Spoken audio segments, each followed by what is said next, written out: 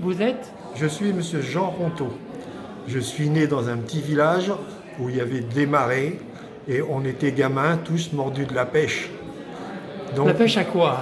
Alors à tous les petits poissons, les anguilles, les petits calicots, certaines perches, mais les gros poissons c'était pas pour nous les gamins, c'était pour les vieux. Et les anguilles, comment on pêche une anguille? Alors une anguille, on peut la pêcher à la vermée. Ça, c'est amusant comme tout. C'est une petite pelote de verre dans un fil qu'on enfile dans un fil de coton qu'on attache au bout d'un petit bout de ficelle avec un petit bout de canne. Et quand l'anguille mord dedans sa bouche, on le sent. Et hop, on la lève, elle est prise par les dents et on la met au-dessus un grand parapluie qu'on a ouvert à côté pour les faire tomber dedans. Au parapluie alors? Dans le parapluie, mais qu'on le met à l'envers. Et parce que le parapluie en coton, les anguilles ne montent pas dedans. D'accord. Ouais. Et après, on les ramenait à la maison, et puis les mères les préparaient, soit en chaudrée, soit grillées avec de l'ail et du persil.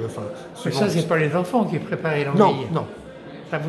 Vous rapportiez ça à la maison et... On les rapportait à la maison, mais souvent de fois, on était quand même de corvée pour les défaire, les dépouiller, lever la peau, et ainsi de suite. Ça, oui. Ça, on faisait partie de la chose. Mais après, la cuisson, c'était une autre domaine.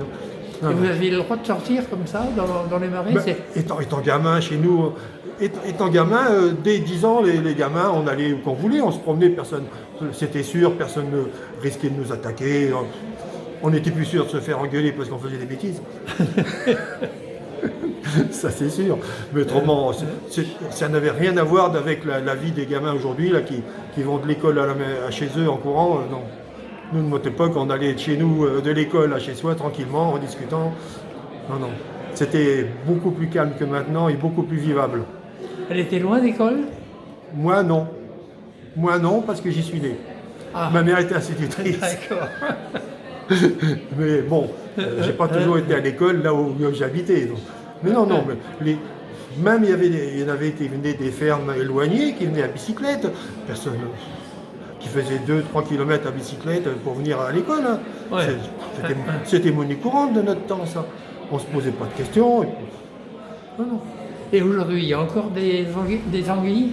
Il y en a beaucoup moins qu'autrefois, parce que du moment que la civelle a eu une telle renommée, surtout au point de vue argent, ça fait que à son pêcher avant d'avoir le temps de venir, parce que les civelles viennent des sargasses, elles rentrent en eau douce tout doucement, pour aller dans nos petits fleurs, nos petits cours d'eau, pour grossir. Et puis au moment qu'elles sont assez grosses pour être capables de se reproduire, elles repartent aux sargasses. Mais autrefois, il y avait des quantités énormes de civelles, mais comme c'était pas pêché ou très peu, tandis que maintenant c'est un vrai piège, ils sont les uns à côté des autres, on se demande par où qu'à fond pour arriver à passer, pour arriver à remonter, c'est pour ça qu'il y en a très peu. Il faudrait absolument, à mon avis, arrêter la pêche au moins pendant 5 ans. 5 ans? Ouais. Ouais, pour que ça se repeuple bien comme il faut. Qu'on puisse repartir sur une pêche normale après. Qu'elle grossisse. Voilà. C'est obligé ça. Non, non, mais l'anguille a eu une réputation qui en fin de compte n'est pas justifiée parce que c'est très bon, c'est vrai, mais il y a d'autres poissons qui sont très bons et puis qu'on n'en parle pas tant. Hein. Non, non. Mais ils ont trouvé des marchés, c'est ça. Les pêcheurs ont trouvé des marchés. Les Asiatiques toujours. Mais l'anguille, elle est bonne parce qu'il y a de l'ail. C'est l'ail qui est bon, non? Non, l'anguille est un poisson gras. C'est pour ça qu'on en a fait la publicité, parce que c'est ce qu'ils appellent l'oméga 3 qui est dedans. Là. C'est un poisson qui est gras, qui a une toute petite arête de rien, donc il y a très peu de pertes. Bon, pratiquement, à part la tête et puis l'arête du centre, on mange tout. Non, non, c'est un poisson qui est très rentable. Et que certains cuisiniers, dans les grands restaurants, les font à leur façon, et c'est très bon.